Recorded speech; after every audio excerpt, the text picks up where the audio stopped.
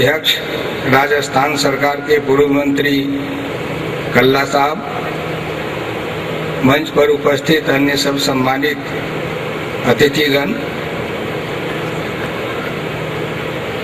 विशिष्ट रूप से विद्वान नागरिकगण, तकनीकी शिक्षा में लागल छात्र छात्रा, काल तो हमरा जे रहे से कह के कही दिलों, संजोग आयो भेटल, संत जी के आग्रह भेलन जे अलिए तो रुक जाओ।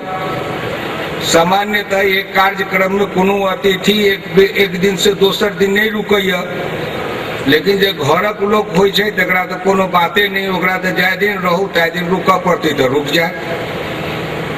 ताहि दुआरे हमरा रुकऽ पड़ल। एक बात की प्रसन्नता है कि कल भी मैंने कहा था कि मैं परम पूज्य कांची काम कोटि के शंकराचार्य जी को कोटि कोटि नमन करता हूं कि पिछली एक बार जब यहाँ मैं मंत्री था तब शिलान्यास के कार्यक्रम में आया था, तो उस दिन उनके साथ मैं काफी समय तक रहा और उनका स्नेह भी हम पर रहता है। लेकिन कांची कामकोट के माननीय शंकराचार्य जी ने शिक्षा, संस्कार और संस्कृति के विकास के लिए जो कुछ भी किया है, अगर उसी तरह सभी मठ के लोग करने लगे तो भारत का रूपांतरण नहीं, भारत का कायाकल्प भी हो जा सकता है। यह प्रसन्नता की बात है। धर्म केवल धर्म के लिए नहीं है, बल्कि हमारी संस्कृति में है कि धर्म, अर्थ, काम और मोक्ष, धर्म, अर्थ, काम और मोक्ष, धर्म के धरातल पर, धर्म के नींव पर खड़े होके अर्थ की संरचना से कामनाओं की पूर्ति करेंगे और संयमित कामनाओं को भोग करके हम मोक्ष को प्राप्त करके फिर आवागमन से मुक्त हो जाएंगे। यही है भारतीय संस्कृति का मूल आधार। और आप जितने तकनीकी ज्ञान प्राप्त करने के लिए छात्र यहाँ आए हैं, कल भी मैंने कहा, आज आपसे आग्रह करूंगा कि उस तकनीक को जरूर समझेंगे।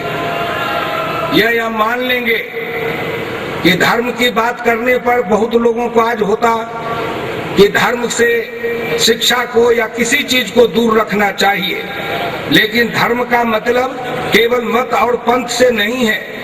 धर्म का मतलब है जो गीता में भगवान कृष्ण ने उपदेश दिया था अर्जुन को कि 10 लक्षण से युक्त जो कुछ है वही धर्म है। इसलिए आपसे मेरी विनम्र प्रार्थना होगी, सब नागरिक से भी और छात्र से भी, कि आप उस धर्म को समझने का प्रयत्न करेंगे जो हमारा शाश्वत और सनातन प्रवाह रहा है।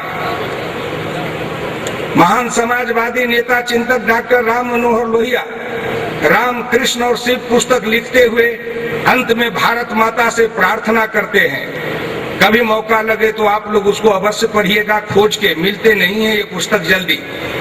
लेकिन उन्होंने अंत में समापन करते ही अंतिम पंक्ति लिखा कि हे भारत माता, मुझे वर दो, मुझे राम का बाहुबल दो, कृष्ण का हृदय दो और शिव का मस्तिष्क दो। मुझे राम के मर्यादित बाहुबल, कृष्ण के उन्मुक्त हृदय और शिव के असीम मस्तिष्क से मेरी रचना कर दे। जहां 3 चीज की बात कर रहे थे, वह शिव का त्रिनेत्र हमें समझना चाहिए। वह त्रिनेत्र वही ज्ञान का नेत्र है। इसलिए आप सबों से ये विनम्र प्रार्थना, आइए हम यह संकल्प ले कि हमारे सामने लक्ष्य क्या है। बिना लक्ष्य के हम आगे बढ़ नहीं सकते। इसलिए हमारा लक्ष्य क्या होगा?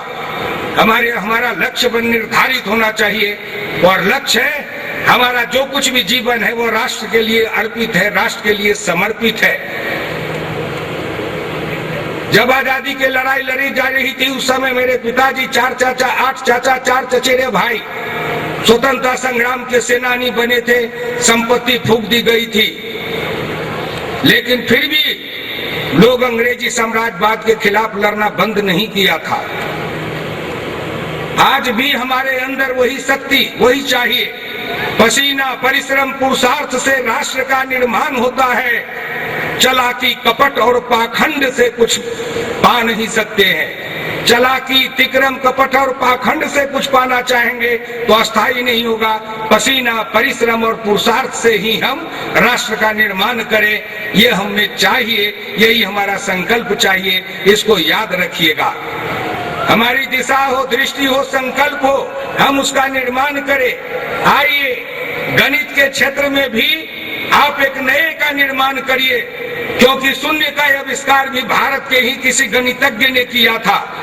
जब हम आगे जाके रुक गए थे अंक के क्षेत्र में, तो शून्य का आविष्कार भारत ने ही किया था और उस शून्य से भी आगे भारत को निर्माण करना है। नए नौजवान नए क्षेत्र के लोग हैं। आइए, आइंस्टाइन जहां रुका था, भारत के वैज्ञानिकों को, भारत के नौजवानों को उस आइंस्टाइन जहां रुके थे उससे आगे तक उस थ्योरी को ले जाना है। जहां हम अणु से परमाणु की बात करते हैं, हम उसको विखंडित करते करते अपना एक यशस्वी ध्वजा फहराने का काम करेंगे कि कोई विश्व का वैज्ञानिक उससे आगे निकल नहीं पावे। हम उससे प्रेरणा लेने का काम करें। अंक गणित का क्षेत्र हो, बीज गणित का क्षेत्र हो, संपूर्ण गणित में भारत के नई पीढ़ी के लोग अपना यशस्वी पताका फहराने में सफल हो जाएं, यही हमारी कामना होनी चाहिए। अंत में आपसे प्रार्थना है, हम शिक्षा प्राप्त करते हैं केवल इसलिए, हमारा मूल आधार है रोटी कपड़ा और मकान। इसके लिए तो हम जरूर पढ़ते हैं, जरूर अर्जित करते हैं, लेकिन हमारी साधना ये होनी चाहिए कि रोटी कपड़ा और मकान ही नहीं, हमारी साधना होनी चाहिए कि शिक्षा ज्ञान प्राप्त करेंगे, राष्ट्र को महान करेंगे, विश्व के सामने खड़े हो जाएंगे और मौका पड़ेगा तो संपूर्ण विश्व में खड़े होके विवेकानंद जी ने जैसे अकेले शिकागो में भारत के अद्वैतवाद और धर्म ध्वजा को फहरा दिया, जो अनंत काल तक विवेकानंद विश्व के गगन मंच पर भारत के अद्वैतवाद और भारत के धर्म पताका को लहराते रहेंगे, चाहे वो हो ना हो। उसी तरह आप भी उस परंपरा को आगे ले जाना। हम रहे या न रहे, लेकिन यह देश रहेगा, न राजा रहेगा, न रानी रहेगी, यह माटी सभी की कहानी कहेगी। आप उस कहानी को आगे बढ़ाते जाना, आगे बढ़ाते जाना, यही शाश्वत और सनातन प्रवाह है, यही मेरा आशीर्वाद है। शंकराचार्य जी के अद्वैतवाद का दर्शन था और मेरा भी पोता का नाम ब्रह्मानंद था। जब वह 12वीं पास किया तो कहाँ इंजीनियरिंग पढ़े, तो मैंने कहा चलो शंकराचार्य जी के इंस्टीट्यूशन में जाओ। और मैं केवल यहाँ इसलिए भी रुकता हूँ कि संत जी से मेरा संबंध है, पारिवारिक संबंध, लेकिन मैं इस यहाँ एक छात्र का अभिभावक हूँ, क्योंकि मेरा पोता भी प्रथम वर्ष इंजीनियरिंग में इसी इंस्टीट्यूशन में पढ़ रहा है।